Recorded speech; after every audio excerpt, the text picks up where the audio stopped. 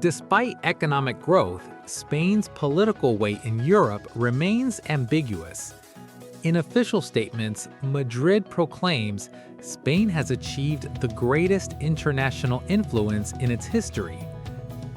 In reality, however, Prime Minister Pedro Sanchez admits that he supports the EU-US trade agreement without much enthusiasm. Internal disputes do not help create a coherent image either.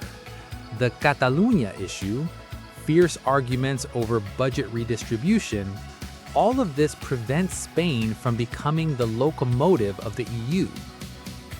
But Madrid's real headache is not in the northeast, but in the south.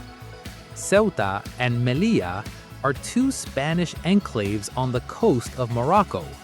This is the only place in the world where the European Union has a land border with Africa.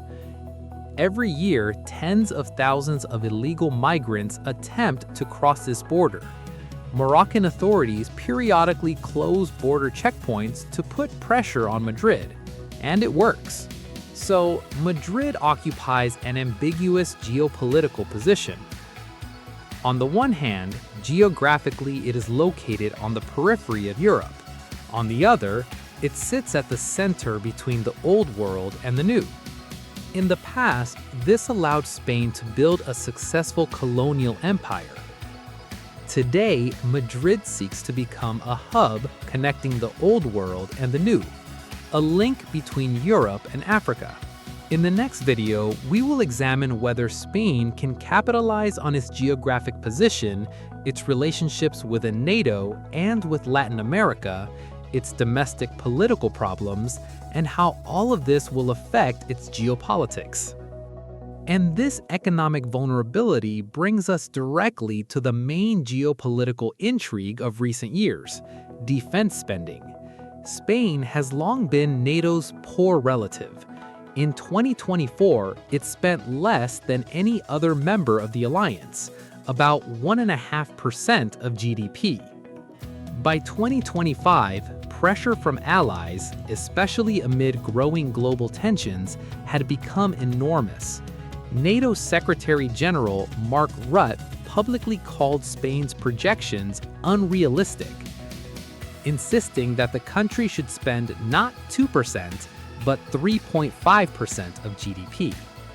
At this point, Prime Minister Pedro Sanchez took an independent stance. He told the alliance 2.1%, no more and no less. In his view, that is sufficient to meet Spain's obligations. Madrid refused to sacrifice its economy for military spending and openly opposed Washington's pressure to raise defense expenditures to 5% of GDP. This move became symbolic. Sanchez made it clear that Spain would no longer blindly follow the United States.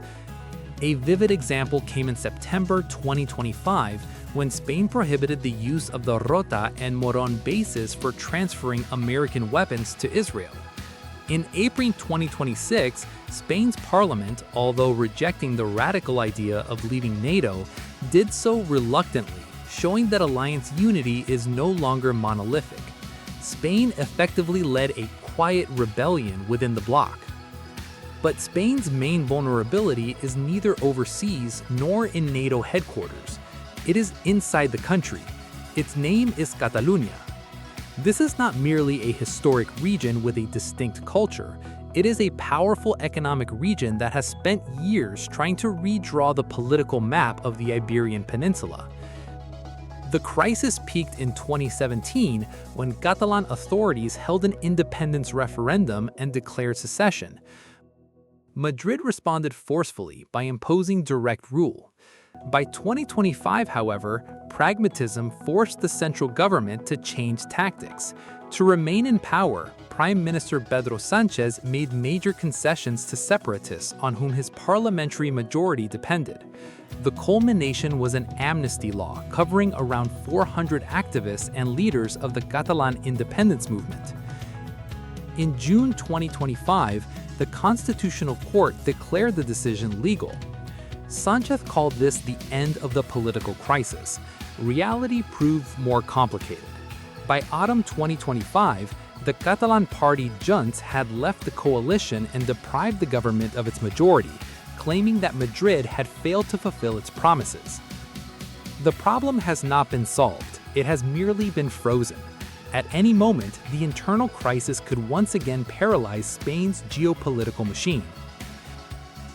Now let's talk about something that often goes unnoticed in Northern Europe, but is vital for Spain: Latin America. Spain is the largest European investor in Latin America and the second largest in the world after the United States. 63% of Spanish companies operating in the region plan to increase their investments in 2025.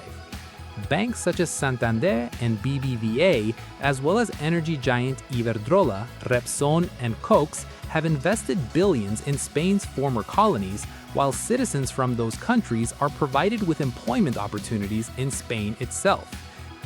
In return, Latin American companies have invested nearly 67 billion euros in Spain. The mutual interest is enormous.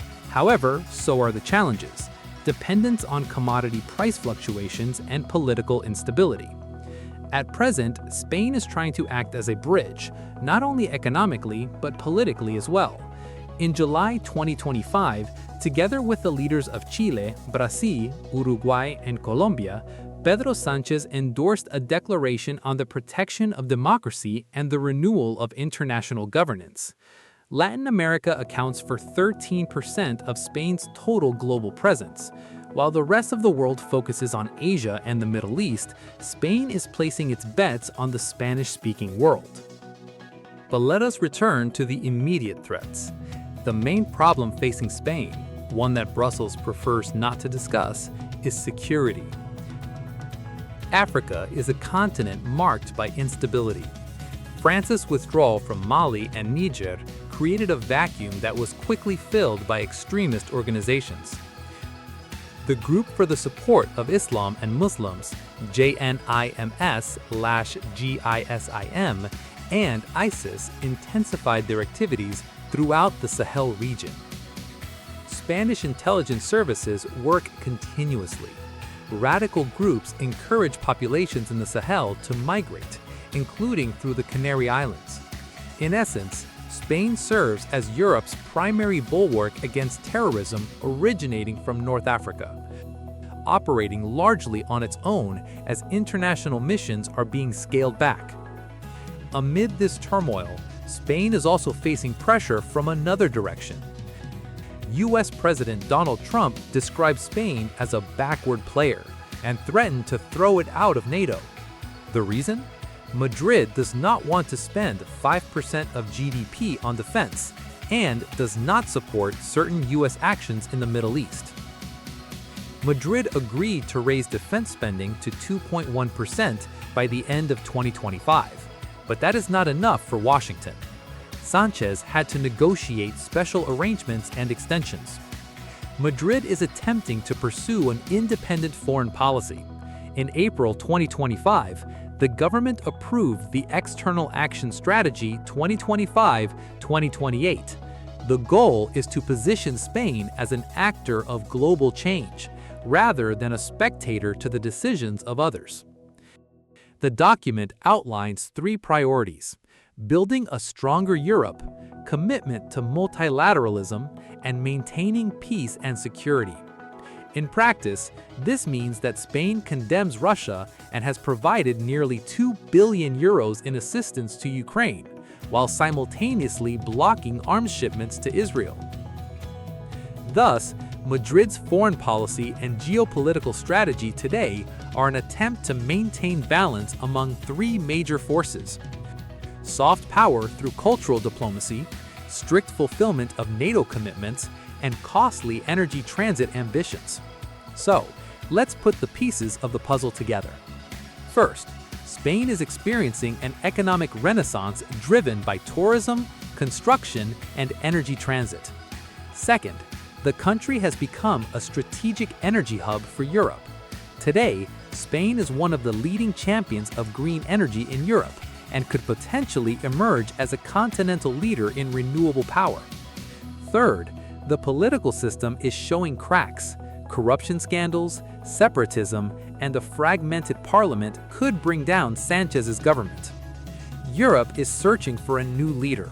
Germany and France are bogged down in domestic disputes. Italy struggles to balance between Brussels and Beijing. Spain has a unique opportunity to become a bridge linking Europe, Latin America, and Africa. But to achieve this, it must overcome its internal divisions, significantly increase defense spending, and find a balance between the interests of the United States and those of the global South. Friends, write in the comments what you think. Will Spain be able to maintain a balance between its ambitions and the pressure from its allies? Or will it eventually be forced to give way? Subscribe to the channel, leave a like, and see you in future geopolitical analyses. Goodbye.